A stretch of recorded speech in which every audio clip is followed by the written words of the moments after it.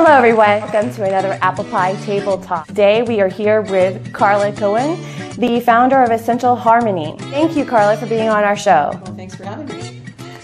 So your background is in energetic healing, correct? Yeah, I actually been working as a healer for about 30 years, 30 plus years. I've studied with shaman all over the world, different kinds of healers, body language experts. I did a lot of work with breath work. It's taken all the bits and pieces from the different teachers and combined it into what's now called Essential Harmony. So then this is your own curriculum that you've developed over about 30 or so years of being an energetic healer and teacher and worker? Yes. Okay. So what is your specialty with what you offer to humanity, or with your energetic healing process that you've created? So I want to back it up just a little bit, because people, when they think energy, they think something out here. They don't. It's much deeper than that. So when I'm working with a person about whatever's going on with them, whether that's emotional pain, physical pain, limitations that they're experiencing, I'm actually working with the cellular memory. And my hands, I have the ability to read a body with my hands, but I can also do that without touching. But my preference is to touch, because when I put my hand on a body, for me, it's like reading. What will come up is, you come in and you tell me what it is that you're looking for some help with. And while you're doing that, I'm actually, your body's like for me, is like I'm watching like a pinball machine, and it's showing me all the little, lighting up the little places where I need to put my attention when we go to work. So what is cellular memory? That's a great question. I've not heard this before. Oh yeah. No, I have a background in energetic healing and work, and okay. But I've not heard this one before. So the body, your body is your biography. Everything that has happened to us, even before we to these bodies, we have memory that we're carrying with us in the tissue. So when we have, let's just talk on a very simple level. If you have something that maybe you don't think of as a trauma, it's something that hits you kind of emotionally, and maybe mentally you don't really process it. Maybe emotionally you don't, but it's kind of traumatic. Or your body registers it as something that's a problem. Okay. And what happens is there's about a 30-second pause that drops from the brain down into the body. When the chemical drops, what happens is the tissue literally starts to it's changing the dynamics of the tissue. So if you think of your body like what's normally cells in your physiology, and then that starts to shift. And if you think of it like a kind of like a tide pool. So you know how in a tide pool there'll be a starfish gloms onto a rock, and then there's some seaweed, and then there's some oysters or some clay. But mussels will glom, so on and so forth. So pretty soon you have a pile of stuff on the tissue that's now created restriction. The cellular experience has changed the memory of the tissue. So now your experience in your body is different. It may not be immediate. It might be like 30-something later, all of a sudden you can't move your shoulder. Or it might be... Because there's a trapped emotion or a trapped energy that wasn't dealt with, and then it manifests itself in the body. Exactly. That's totally... So we carry that from incarnation to incarnation, basically, is what you're communicating in a way? Well, in most cases, some people they'll get all past life, focused. And honestly, whatever happens in this life, if we clear it now, we're going to clear whatever happened many generations before this. Right? Okay. It's not like it's not isolated. So you'll repeat the same patterns that you need to learn from. That whether you got them or you got them from the minute that I know for some people this is going to be a lot. From the minute the sperm and the egg met, because there's memory that starts to happen even at that point. There's memory carried in literally within the sperm and in the egg. So DNA isn't necessarily incarnate to this particular lifetime. It could be a DNA memory from a past lifetime. Yeah, I hate to use the word DNA, but yeah, essentially that's right. It's basically that. There is you could call it a genetic pattern of energy. Genetic pattern of energy. I like that. Yeah. And we're basic. If you shrunk us down, we look at each other and we see solid people, right? This is solid, the table's solid. But if you looked at all of this under a microscope and you went deep enough, you would see all the space between all the molecules, right? So all of that space that means there's room in there for all these other things that kind of fit in between, and that's the glue that holds us together. That's very interesting. I've not heard it put that way before. I've listened to a lot of other healers and philosophers, and I've studied energetic healing for so long, and I'm a little bit familiar with trapped energy and trapped emotions, and how we can carry things over from incarnation to incarnation. I've not heard about it at the cellular level before, and that we have this residual energy that needs to be cleansed and cleared. So what is your process that you've developed to cleanse and clear that energy from people you work with, from your clients? I want to answer that question, but you just made me think of something else. Okay, so go ahead. Yes, okay. It's a table talk. That's what we're here for. So you were talking about, the goal of the ApplePie series, right? Mm-hmm. Yes. To help people get closer together. Yes. That's basically essentially getting past our differences. Yes. So going back to that cellular memory, a lot of our perceptions about an individual being different or acceptable to us or unacceptable are literally stored in that cellular memory. So when we address those issues, I'm getting chills just explaining this. When we address those issues, what happens is we actually start to feel more unified with people around us. Because the thing that's creating the wall is simply perception. It's a perceptual issue, It's not like you're blonde and you have light skin. I'm not blonde and I have dark skin, right? Mm-hmm. But underneath that, if we compared the essence of who we are against each other, we're pretty much the same thing. Right. What's happening there is you have a different collection of memories, thoughts, things that were passed down to you that produced this, right? And same here. So when we can get past that, we get past some of those thoughts that we carry are really they're not good for us. If it, very simply, if it's a thought that divides you, it's not a good thought. If it helps you unify with somebody else, it's a thought that you should probably keep around, right? Right. So all truth, it's all truth. It's just getting to what is the truth, and our perception of what the truth is a lot of times is kind of warped because of these concepts that we brought in with us that we're not even aware of, that we maybe got from our parent, or maybe we got from a teacher when we were a child, or maybe we got from a playmate who said something cruel and we took that in, and that's changed the way we view the world. So yes, and from that perspective, would you say then that energy is passed down generationally? It's been proposed that racism is passed down generationally from the biases of your grandparents and your parents and so forth. So energetically, these concepts, are they passed down from my grandparents? 100%. Absolutely true, because I've actually cleared people where I'm working, and the farthest I've been able to track back on, which I can't comprehend on a mental level, but I had a client when I was testing them, it was 50 generations. That's a lot of years. I can't even think 50 generations. Right. If an average generation, it's not, there's different ideas about how long we lived way back when. The Bible says 400 years. Some people say our average lifespan was 30, right? So whatever it is, even if it was 30, 50 generations times 30, imagine I don't even know what that is in my head, right? That's a lot of math to do, right? Mm-hmm. So yes, so all of that, I believe that's true. And even who we are drawn to as a friend or somebody we feel comfortable with is the result of that programming that's sitting there in those cells. And so, and it's our choice. Like we can choose to hold on to those things as truth, right? Or choose to explore and see if is that really true? Like, is that, if I went up and I talked to that person, would they be the person I think they are, or would they be something else? And that's what's cool. So when I'm going back to the process of how I do that, I work with different modalities because I did so many different things. I have over 30 different certifications, and everything from working with sports medicine and essential oils and yoga, and then there's the cranial sacral and Feldenkrais and Rolfing and Gestalt and pranic healing, and then there's vivation and rebirth. All these are breath technologies, right?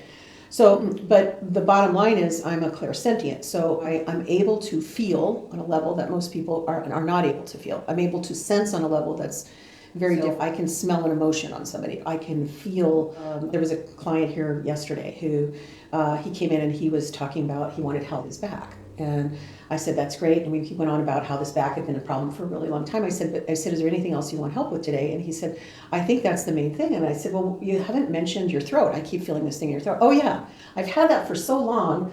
I've gotten used to it. I've accepted that that's how it's supposed to be. He goes, you know what? If you could clear that, that would be amazing. So it turned out that, once we worked together that, and I'm not saying we got this 100% yesterday because I don't really know. Mm-hmm. But of course, the throat and the back problem were completely related on an emotional level. Well, and even when you clear an energy, somebody can bring that energy back into their environment through reoccurring thought patterns if they're not addressed, and the person doesn't know how to work on themselves and work on their consciousness to change those limiting beliefs. Your pie is amazing, by the way.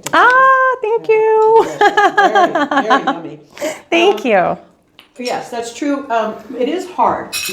I mean, if you really clear it, what I found, again, and it depends on what kind of work you're working with and all that. When I work, it's really the real deal. So when we're working with the cellular memory, the tissue, and what the tissues hold on, because you can work from the mind, and maybe the body will change, and maybe you'll feel more positive for a little while. But it's hard when you're just using the mind, right? Because we all know our mind is like a wild animal, and Right. there's a lot of limiting thoughts, negative thoughts. I mean, I'm an expert on beating myself up with my subconscious, right? And a lot of that is conscious for me. We all are, right? So, but when you work from the body, the changes are permanent because it's. So even if that person has that reoccurring thought pattern, they can't bring it back in again? They can't. It's physiologically impossible. They can bring a similar resonation back if they really worked really hard at it, but they couldn't bring back the exact same pattern that they had. Because the tissue that caused the pattern to begin with is now no longer in that pattern. So our patterns of thinking, you can look at it as the mind changes the body or the body changes the mind. And, there's people who will argue both ways. I'm sure you're familiar with Candace Pert, Molecules of Emotion, maybe? I'm not, but thank you for thinking that. She wrote this brilliant book. She was amazing and, should have gotten a Nobel Prize for her work. But she talked about how it's literally molecules of emotion that, this is scientific backing up of what I'm saying. When I think about, most people, when they think about changing things, they have very limited ideas about how things should be changed. Like, for example, they come in for a physical problem. They either want a medication, they've tried medications, right? Well, that's socialization. That's how we're socialized today, really. Okay. So they'll do that. Maybe they'll do some positive thinking to try to change the thought patterns or whatever. A lot of people now once they learn about inflammation, they'll go, it's all inflammation, and they'll do everything in the world to eliminate inflammation in their body, and that's all good. Those things are all really important points. But if you overlook the power of the emotional body, and what's going on from that standpoint, you're missing out on a huge piece, because a lot of times you can clear just simply by dealing with the trapped emotion that somebody's holding on to. You can clear the whole physiological pattern as a result, and also the repetitive behavior that went with it. Wow. So are you familiar with Christianity at all? A little bit. I have Christian friends. But yeah. Have you heard of, maybe you haven't heard this scripture, but in the New Testament, there's a scripture where Christ was basically saying, he was talking about a demonic possession, okay? And basically he was kind of referencing that the person needs to be ready to let go of that demonic presence, that evil spirit, and they need to be ready to move on and to receive a good and better energy, and basically to receive Christ is what he was referencing, and saying that if you come in and you clean out a dirty man's house, and you chase that demon off and that person isn't ready, then 10 more stronger demons will come back and try to take possession of that person again. So for me, from the energy work that I've studied, it seemed to me as though Christ were saying it's not enough just to get rid of that bad spirit, but to also then bring in a good spirit. And because thoughts create emotions that can be trapped, I kind of thought, okay, maybe that also means that you need to be in a place of consciousness where you are open to changing your consciousness and changing your thought patterns.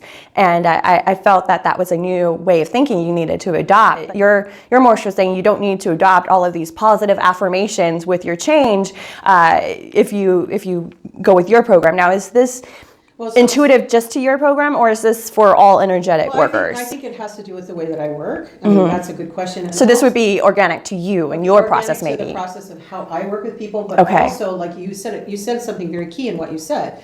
Ready. If they're not ready, we can't get that to change in a session. It's not going to. The body's not. Someone paying you to do work, if they're not ready, then it won't happen. They're going to result. It may not be the one thing that they came in for, but something else will open up and change in their life that they're ready for. Okay. Right? Okay. So I really am huge about not overriding the emotional, the physiology or the emotional spirit of another person, which is trying to tell somebody else what they should do or what they should look like or how they should be. Even a body. If people will say, well, your body should be this way and this way, and it's like, honestly, that's so not true, because your concept is based on a belief system that isn't founded in truth necessarily, right? So or at least for the experience of that person. Well, it's their truth, right? It's not necessarily there's universal truth, and then there's personal truth. Right, That's what I was talking right. about at the beginning of the conversation.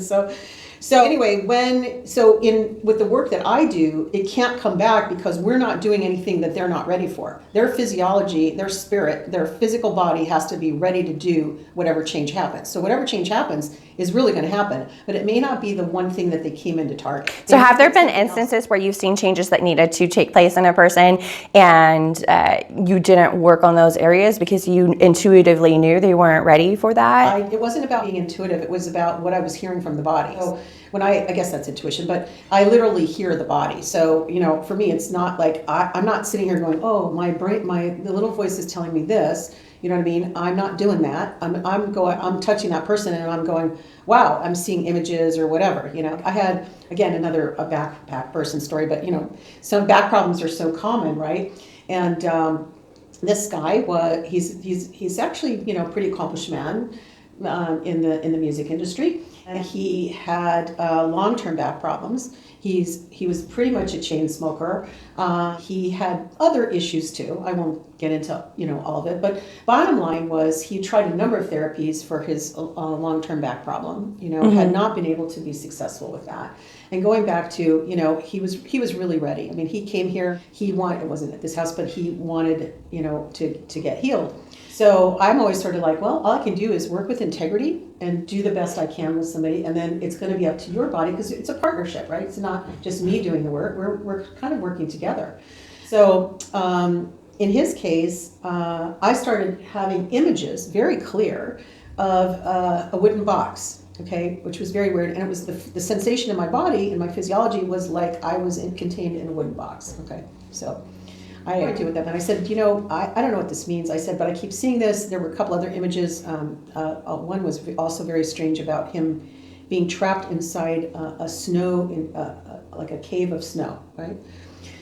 So I shared, and I don't always, it's not always so vivid, but I'm telling you the things that are colorful stories because they're interesting, right? Right. So, because sometimes it's like I see nothing, but stuff I can still feel things changing. And because I'm clairsentient, I'm about 10 seconds ahead of the person on the table. So even if you don't feel it, I know that they changed because I can feel it in my body. So I'll literally, because I can so move into your cellular existence and be with you, like really unify. Mm-hmm.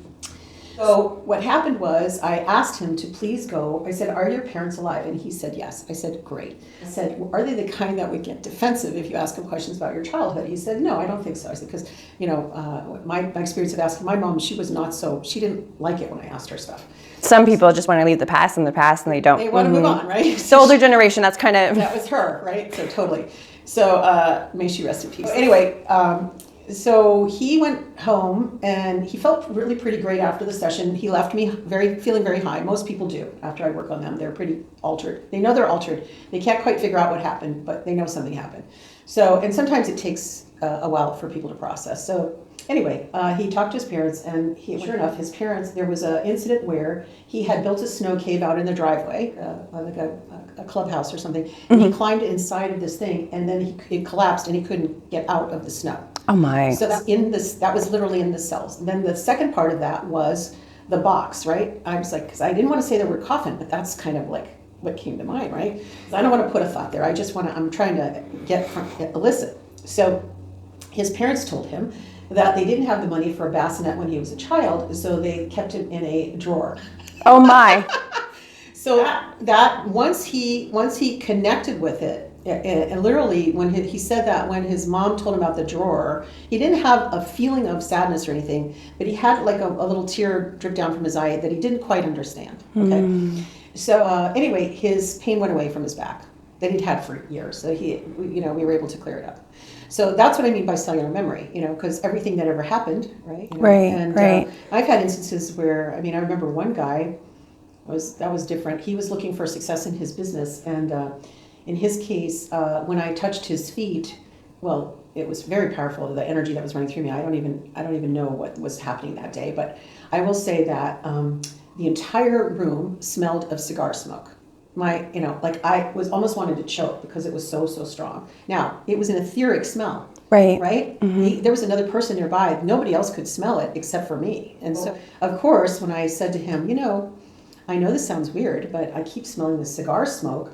Does this, how does this make any sense to you? Was there a time in your past where you were surrounded or you had a lot of cigar smoke? He goes, yes. And he told me about this uncle and his uncle who had a successful business. But anyway, he had made decisions about business based on that uncle. And that's why the cigar smoke was trapped in his cells. So once we addressed it, he was able to move forward in his business successfully. So it's just funny, It's very interesting that you share these experiences because I'm a Reiki master. Right. So I've had it where I've been working on people and I have heard children laughing and I have heard angels singing and there are other people around and I'll ask some of the people if they're hearing or having that experience and they're not. So, and then I ask the person that I'm working on after what that means, and it's so interesting how it always means something to them and the work that was done at that point in time. Yeah. When you say that emotions have a smell, what do emotions smell like? Do you have them cataloged in your mind or? No, because there's 50 shades of gray, right? Okay. So, Okay. But definitely, there's a certain smell that goes with somebody who's very toxic, who's never ever released an emotion. It almost smells to me like mothballs. So, and then people who sometimes I will smell like a metal smell. A lot of times it's somebody who has a lot of suppressed anger coming off the tissue. So, but I don't have it, it's not that cut and dry. So it's not as though I walked in and I'm announcing all of my emotions with this potpourri of smell where you just automatically. You might. It depends, It's not like I have, it's not so cut and dry. None of it's cut and dry. That's why I say 50 shades of gray. Even how I work, one day I'm used to, I'm all day is all smells. All day is, for some reason I've got people coming in with it's all stuff related to maybe their kidneys or whatever, right? And I think, I got used to that, right? The next day I go to work and it's like I have a whole different tool set that I'm working with and I don't even understand what happened because I didn't consciously necessarily make a change, right? But it's just the way that the universe works, And so when I was studying with shaman, and I also had a very amazing teacher who took me under her wing to develop me psychically when I was younger. I went through what's called a spiritual practitioner program with the Cosmic Academy of Healing Arts. Have fun. And but we were taught things like how to deal with psychic self-defense, how to do distance healing. And at that time I did a lot of work with tarot reading. And working with the tarot actually helped me to get more tuned into my own, tuition. But again, it would change. Like one day I could see the other side of the card, no problem. The next day it would be like, okay, I'm feeling ocean, I'm doing this. I'm getting a more sentient feeling than a visual. So I just don't know what I'm going to get. And it's probably what spirits are around and what energy you're carrying, maybe what emotions you're going through, as well as the person you're working with, how open they are to you as well. Yeah. So also you said that you have worked with the Hugging Saint. I have never heard of the Hugging Saint before you mentioned that. So would you care to elaborate and tell us a little bit about your work and who she is and what she does? She's amazing. Her name is Amma. She's hugged over 35 million people. Wow. I've been fortunate enough to help facilitate her programs here for almost 30 years as well. She has, what I love is her global initiative is called Embracing the World, and it's all about helping people climb out of poverty, that maybe helping women who are widows who can't make a living to learn how to make a living. She's taken over bankrupt orphanages and given loving homes to children that were left behind and abandoned in pretty bad squalor. The organization also, we raised $1 million for victims of Katrina. The Indonesian, when that happened, the tsunami, we donated about $24 million to repairs to help people with homes and everything. So what I love about Amma is it's not about a religion. It's about, she says her religion is love. It's about, again, helping us get past, like the theme of Apple Pie, getting people past their differences, learning, she helps us, we're quite a diverse group. We have everything from, every kind of religion.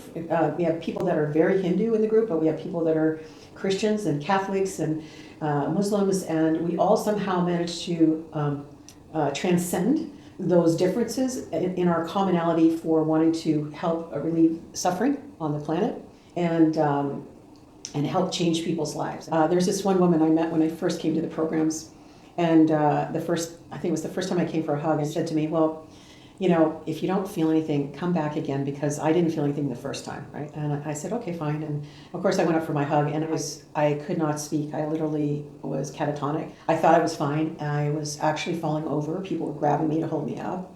I was so moved by the experience. At that time, there was no place to, there wasn't an obvious place to donate. And I just felt moved to want to contribute to her and what she was doing. I'd never had peace on that level. And I was, as a child, I've always been attracted to what you could call it, whatever form of God. So I used to go to I'd go with the Catholics to their church. I'd go to the temple with my Jewish friends. I went with my other girlfriend down the street to the Baptist church. So I always had a fascination for and some longing towards God, whatever form or however you want to call it, spirit. But when to be around somebody like Amma, where I actually when she hugs, and even when she's not hugging, just by her leading songs up in front of us on the dais with us singing with her, takes us to such places of bliss and joy, and also, like I said, helps us transcend those differences. It's impressive, It's a huge group of people all around the world. How did you meet her? How did you learn about her? How did you get involved with this work? So, at that time... Sorry, I'm not really letting you eat your pie. No, it's okay.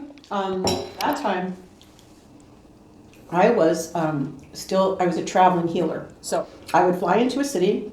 I have like an organizer in a city. They would book me up with appointments. I'd stay in a hotel, and I'd just do body after body, for hours, right? And just, and sometimes I would teach seminars, but most of what I did was on the table.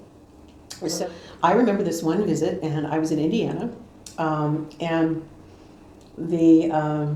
I had a really diverse group that trip. I had some private detectives, I had everything. These people, because some of them were checking you out to see if you're legit, right? Or if you're scamming, and they can do an expose, because this was around the 90s, if this was about 30 years ago, so. Yeah, so I had a little bit of everything. And actually the guys, he turned out to be one of the PIs he was a private investigator for Watergate, which I was like, oh, wow. Pretty interesting. But anyway, so I digress. So that day I had 3 different clients all walk in and kind of say almost the same thing in one way or another. They all handed me a packet of verbudi, which is a sacred ash that comes from India. You use it for healing. And some of the holy people will spread it on their body for wherever aches and pains or just whatever. Each one gave me a packet. Each one said to me, wow, when you work, you feel like Amma. You should meet her. That's what they said. I'm like, who is this? Well, I said, how do I meet her? Well, I think, she actually might be coming around the United States. Like, I think her tour starts around soon. So 2 weeks later, she was literally in Los Angeles, and I went to check her out. I grabbed about 6 of my friends and said, I'm going to go. Do you want to go? These were a lot of people from the rebirthing community at that time. And so we all went and got hugged, and it was so funny because right after my hug, I told you I couldn't talk anything. My friends are all like, "Oh, I'm hungry. Let's go get something to eat." And I'm like, in my mind, I'm like, that sounds. I'm so full. I don't even understand that. Like right now, I've never felt like that sense of satisfaction on a level like that. When she hugged me, for the first time in my life, I had a full experience of being transcendent beyond. My physical body in, feeling part of the universe, like literally, I think it was a moment of, some people would call it self-realization. I don't know what it was. All I know is it was, it changed my perception. My perception of the universe changed in that moment. So anyway, that's how I met her. And then I got involved, kind of helping a little bit. And then all of a sudden I became her organizer. So I organized her programs here for about 10 years. Now I volunteer as I do the contracts and the locations for the hotels. So when she comes into Los Angeles. So every time she comes in, do you receive a hug? Yeah. I do. And my husband gladly does too. Yeah, so it's like, I mean, it's funny. I don't have, you used to be able to get 2 in a day, but now the crowds are so big that, if you can get in there once, that's great. And now I kind of defer. I almost wait till the end because I feel like, oh, there's all these people who've never had a chance. I don't even know how many hugs. Plus, don't you want to keep a little bit of that energy for yourself? I know when I go to a Reiki share, I always like to be the last practitioner that's worked on, because after I'm worked on, I do have a kind of transcendent experience, and I want to keep that energy and just hold on to that moment and that feeling. So I would always rather go last. Yeah, I don't think about it like that. I think about for me, it's like they haven't had a chance. That person hasn't had a chance. They've never known this. They've never had a moment maybe they've never had a moment of peace in their life. Maybe they have. I don't know. But the woman, so the woman who said to me, if you don't feel anything, so later on we were talking, and she goes, it was like a year later, because she kept showing up, it wasn't just a one-time meeting. So, and she said, she goes, all I know is I don't honk the horn the way I used to anymore. I'm a much more patient driver. I'm okay, well that's good, because, if you think about the domino effect of our actions, right? If we are nice to a person and we've spread joy or appreciation to, say, even the mailman, right? To thank him or her for bringing our mail today, and just acknowledging them for doing their job and doing so well with it and being so consistent.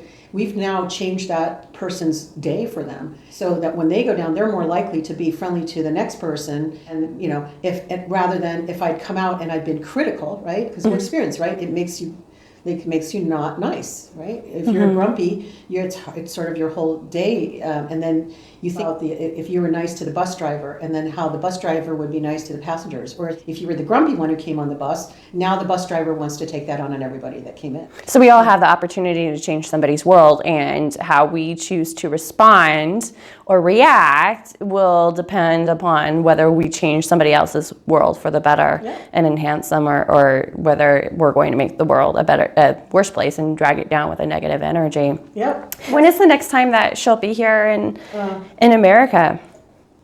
Well, it'll be sometime in the summer. I can't release the dates yet because we don't actually know, and even once we know, we kind of have to keep them under wraps for a little bit. But it'll be sometime around June or July, I don't know, somewhere in Los Angeles. I don't know exactly where, yet. I'm still working on that. But, you're right. I mean, that's the whole thing, is that it's changing. If you can, there's a form of bodywork called network chiropractic. I don't know if you've ever had an experience of it. It's really great work. And the founder of network chiropractic came up with a saying, and it was changing the world one spine at a time. The idea was that if I could change your spine, I'm going to change how you respond to everything. And then massage therapists say, well, if we're changing the world one body at a time, because maybe you're going to be a nicer person, And that's exactly, it's just that simple. If everybody just took that thought with them every day, like how hard would it be? Like, instead of flipping off that driver that just cut you off, what could you do? Is there anything, maybe it would be unreceived, but at least do you have to, the choice between, you said 2 words that I think are key, the difference between responding and reacting. Reacting is flipping that person back off. Responding is, okay, could I take a minute? I know it's hard, but could I send love to that person? Because that vibration, whatever we do, is traveling. They're feeling it, right? Even if we may not have an interaction, but because of what we were talking about at the beginning, the space that flows through me flows through you. So if I send a good vibration in your direction, I'm going to be, you're going to feel that on a subtle level. Actually, when I want to be what I call for myself, or how I choose to live my life, when I want to be a little bit naughty or devilish in my mind, what to me is that exactly when I see somebody in rush hour traffic on the freeway and they're being cantankerous, and maybe they flipped me off, maybe they honked at me, you know what I do? I bubble wrap them with love. To me, that's being a little bit naughty, because I have observed over the years, as I bubble wrap them with love, they get so mad initially. You can just almost see them like Donald Duck, and they're at red, and you bubble wrap them with love, and you can watch it diffusing them, but it's almost as though they don't want that to happen. So you can see them fighting fighting it. And so I kind of watch that, and I just hope, it's traffic, so you're driving on. So I never know what resulted from that act, but I always hope that it does simmer them down and calm them down, because the initial reaction I see is not usually always the best. So that's why, to me, it's being a little bit naughty, because I am bubble wrapping them with the energy of love, but I do see an initial, like, Well, yeah. I mean, many times have you been in a mood where you really didn't want to necessarily change it? It's like, I want to be depressed. I need to be depressed. I need to go through this. I need to be in that space. I need to express my anger. The problem is that... Or sometimes we just get trapped and we don't know how to get out of it, and we're just... Sometimes it's that too. It can be any of those things. But it's like, we do have the ability to make a choice, and that's the bottom line. Like, and I think people don't see that. Yeah. People don't see energy as a choice. They see it as a way of being, and something that's transitory and can't be changed. Right, exactly. Unless you've branched out into any kind of energy work. So how has working with the Healing Saint for the past 30 years, how has that affected your energy work, since you were already a practitioner before you met her, and apparently had a similar energy that you carried, since so many people said you needed to meet her? How has that enhanced the work that you were already doing? She's probably helped me raise my vibratory rate more significantly. I know that she gave me a very powerful lesson many way back in the beginning, and because as a healer I have had so many successes. I tend to not get people to come back because I do a good job. Good. That's good. Now that doesn't mean they shouldn't come back for maintenance. You know what I mean? So because everybody needs to check in, and we're constantly being exposed to stuff, and stuff's happening. Things are changing. But I remember being at this one program, and at that time I was beating myself up as a healer, because I thought that if I'm so good, I should be able to get somebody in a wheelchair to get up and walk for real. You know what I mean? Not like a scam artist, but like... Right, right. There was this feeling of not being good enough, not being, what business did I have to consider myself a healer? So it was like, and she hears everything. She knows everything that's going on in your mind, everything. So you can't hide, which is a good thing, but also, like, for some people that's really frightening.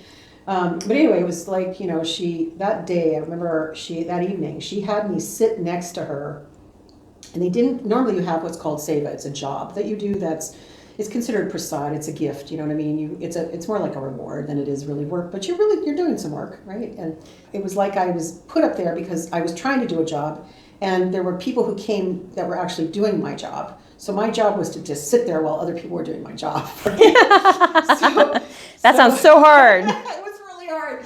And so what happened was, that day there was a huge influx of people in wheelchairs. I mean, I'd never seen so many people come to the program in wheelchairs. And one after another, they left the stage, and none of them got up and walked after she. And this woman, I will tell you, Amma, I have footage of Amma healing people of leprosy. She licked the wounds of a leper. So we're talking, healer on a supreme level, what she's capable of, right? But then I'm like, wow, if Amma, who I've seen, I know can do this. I mean, there's all kinds of stories I could share about miracles and things around her. Then who am I to think there's something wrong with me, because she's not getting up and walking? And what I realized is those people were happy and they were peaceful when they left. They were content. And that was the gift. It didn't have to be, And years later, I had a woman, kind of like on a similar note, but not. She was in stage 4 cancer when she came to me. And I don't want to promise anything. I don't know what we can do. If worst comes to worst, maybe you'll feel better, more comfortable or whatever when we finish working with each other. And when she died, when she passed, she said, Carla, I just want you to know that you helped me experience a level of peace that I didn't think was possible. I was like, and I'm just getting chills sharing this story.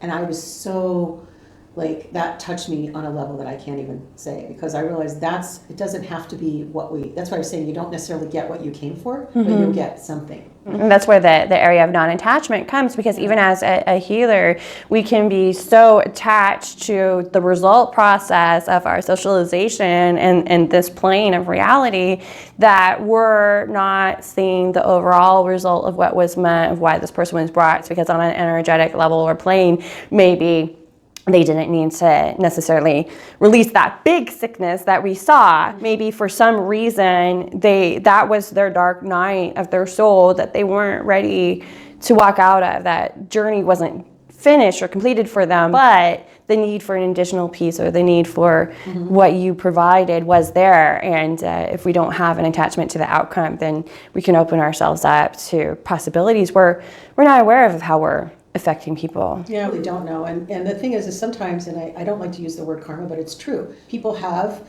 they have lessons that they need to learn. They have things they need to complete. We have these, I'll call them projects or challenges, whatever you want to use. You can use either one of those terms, rather than saying, sickness, which has a whole other kind of a connotation to it. It's just another obstacle, for us to learn from, hopefully, hopefully.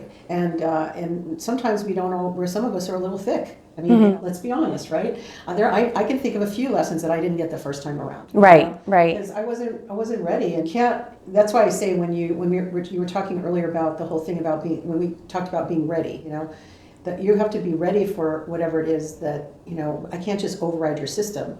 Your whole soul, all of you, your mental body, your physical body, your spiritual body, your emotional body, all of those bodies have to be ready, your soul body, right? Before we can make that, maybe make the transformation that you specifically wanted, but maybe not, Are you familiar at all with etheric cords or etheric cord work? Yeah. One of the things that I do when I work with people with Reiki is I'll break etheric cords. So maybe somebody's going through a bad relationship or a bad breakup, or maybe they just know that a certain person that they're dating isn't in their best interest or their highest good. So they'll want the cords broken, right? And one thing that I've noticed when I break the cords for people, I tell them within 72 hours to 30 days, your exes are going to contact you. And I don't know if this is just unique to me because of how I practice energy, or if it's something that all energetic workers experience, but I notice their exes will call them back and try to come back. And so I tell the person, unless you're really ready to go no contact and to not have involvement with them, they're going to come back and you're going to fall into the same pattern. So I feel as if I'm doing a disservice if I know the person is just going to get back into that pattern, because I feel that they're creating, in a way, a new energetic pattern or a new connection, because I broke the cord, but now they're kind of re-engaging. Do you have any experience with that, or any opinion about why that would happen, where their exes would come back after those cords are broken when that person wants to move on without them? Well, think about how first of all, I believe, and my experience is, we create our reality. So our thoughts create what our reality is, period, right? So our thoughts send out a frequency. That frequency has certain things that it resonates with or doesn't resonate with, right? So when a lot of times when people come up against any kind of change, they're about to make I'll call it the leap over the ravine, right? That leap of faith where they finally step from this side of the ravine to the other side. The thing that was their biggest challenge sometimes will come up to try to keep them. My friend used to call it the border patrol. I love that, to bring them back and keep them where they were. But the truth is, it's up to them. Yes, there's that piece where that comes up, but on the other hand, you don't know whether the experience that they had of that relationship is because of where their thoughts and their resonations were before. And now that you've changed their thoughts and their resonations, maybe they are supposed to be back with that person. So it's kind of not up to us to make that decision, because on an energetic level, maybe that isn't really done yet. Maybe the reason they had a problem in that relationship was because of what they were holding on to at that time that was causing their behavior to really be the problem, even though they're pointing the finger over there. If you think about it, Amma says, I love this, and she's not the first person, for every finger that you're pointing out this way, there's 3 pointing back at you, right? So even though I kept breaking the cords and they kept going back with this person, necessarily, even though they were blaming things in their life that was, as happening on this ex-lover per se, maybe really what was happening had nothing to do with it. Yeah. Yeah, because what you're telling me is this person wasn't taking responsibility for their life. So you were trying to take responsibility for their life, and that's not your job. No. Right? So, and she still wasn't getting it. Yeah, well, they just felt that they had no control over the situation. This person would immediately, almost within 72 hours, usually breaking the cords, this person, they would have gone maybe a few months without talking. And then as soon as they're broke, and it's just so, and then this person would feel, I'm trapped in this relationship, it's bad, this and that is happening, but then they would always go back with that person. And Yeah, so the issue, if that was my client, I would have worked with them on their victim consciousness, because clearly that person had a propensity for wanting to be the victim and was recreating that over and over again. And that was really the problem, not the relationship. Their consciousness about being at effect of somebody else, or being controlled by somebody else, or whatever terms you want to use. So I would have gone into a different place with that pattern. It's not about breaking the cord. I mean, the cords are great to cut them when you don't need them. I had the experience once of a woman, I had the hardest time. She ripped me off in business pretty bad. And so, and it was somebody I really trusted. And this was in the early stages of me learning about my healing abilities, and I actually did a lot of work for this woman on her clients for free. Anyway, we all make our mistakes. So I had a hard time forgiving her, and I wrote her a letter, and was reading out loud to a friend of mine, just like, I just need you to be like sort of my transmitter, right? So because there's in the Bible, which again I'm not that familiar with the Bible, but I know enough. There's things that stuck in there from being a kid, but wherever two or more are gathered in His name, right? So I'm reading this out to my friend, and in 2 seconds, I swear to God, 2 beats, the phone rings and it's her. After I had forgiven her. So I had a very pleasant conversation with her, and I chose never to have any more communication. But that was my decision, right? Right. I could have gone back in and just went, and who would have been the victim? Oh, poor me, because look what she did to me. It's like, well, hello, she already burned me once. You know what I mean? So it was. So you're choosing that. It's not as though you're helpless and powerless, and this person has such a control over you that you're just you back with them. It's because you've chosen that mentally. You have chosen that is that's because this particular person would say, I've meditated, and I know from my higher self it's over. It's not meant to be. And then they would go back with this person to where it was almost.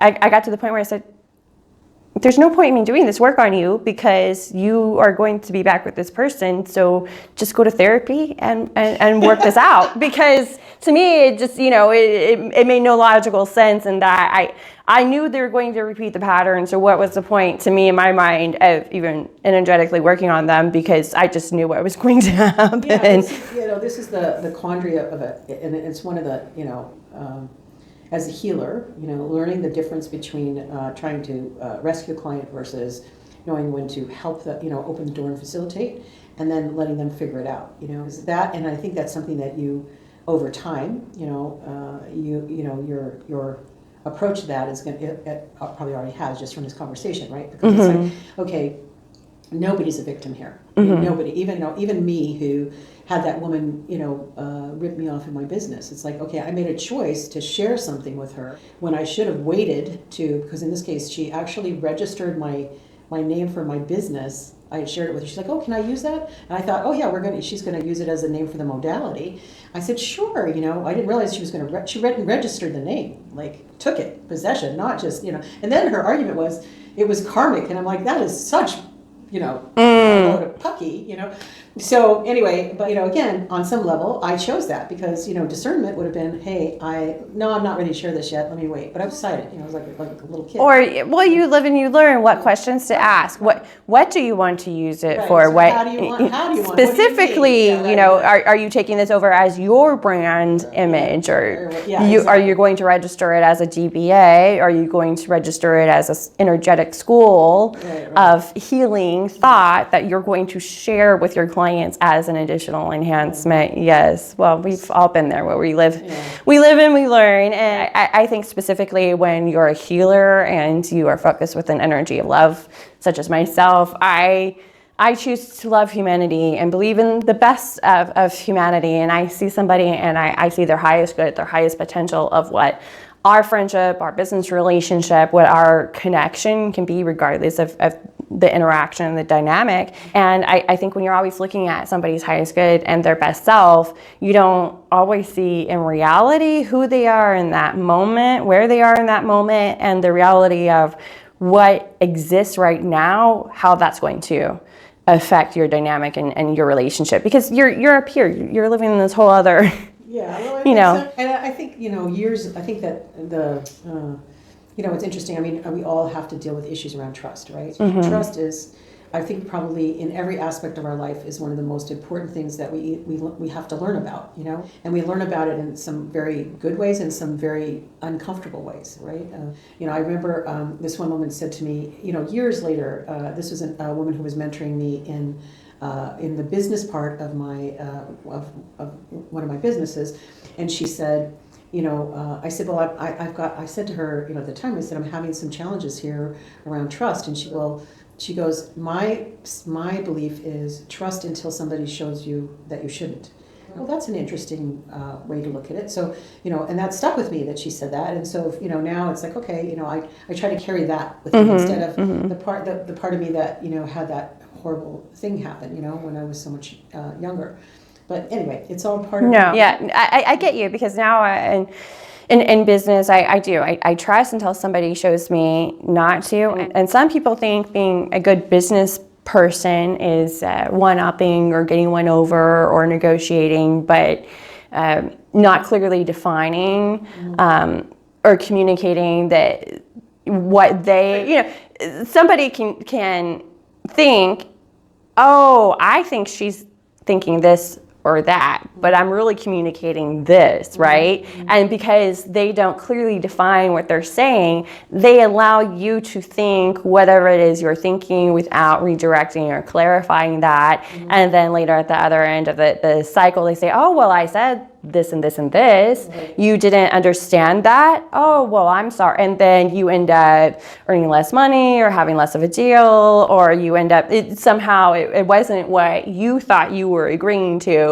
And some people will think, oh, I'm I negotiated a good business deal because I got what I wanted from you without you understanding what you agreed to. And, so when somebody does something like that with me, I'll walk away from it, because to me that feels that you operate too much in a gray area for me to want to move forward with you, because I would rather be transparent and open with someone and be able to fully trust them, rather than thinking I need to really, really make sure that I am asking clarifying questions with this person in the future. It's just easier not to.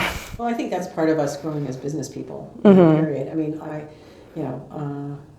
had I told you I wrote a book, right? And so I have this background. Before I got into the healing art, I was in film work, and I did what's called development, where I would help develop stories for television and film. And so I learned about contracts back then, and I brought that to me with Amma. That's part of what I do with her. But anyway, to make a long story short, after I published my book, I had people coming to me to say, I'm thinking about publishing a book, would you review my contract? Because, of your background with this publisher, okay? And what I saw was exactly what you were talking about, where the publishers, like all these people who think they're going to get themselves a bestseller and they're going to get this and this and this out of it. Really, what's happening is the publisher is making a killing off of taking the fees from the would-be writer, who is too naive to know really what's going on. They don't even know what questions to ask. And that was sort of the other side for me of like, wow. And I'm talking about seeing this in the metaphysical community, the alternative healing community. It's actually quite a big problem. So, I believe that, because you have so many people that have dedicated themselves to healing. That is their primal focus. So they're outside of the business context, and they're just trusting, oh, you're in this community, this must be a good thing for me, or you heard so and so published a book with that person. It's not just metaphysical. It happens in the Christian community. I graduated from Bible college. I have a whole entire history in that. So I think anybody that comes from any kind of spiritual art or spiritual practice, you're so focused on spirit and on healing and doing good that you're not seeing that. But it was, I tell you, it was an eye opener, like for me, because I had never been exposed to it. I just never thought of it. Thank you, everyone, for joining us for another Apple Pie Table Talk, and we'll look forward to seeing you next week.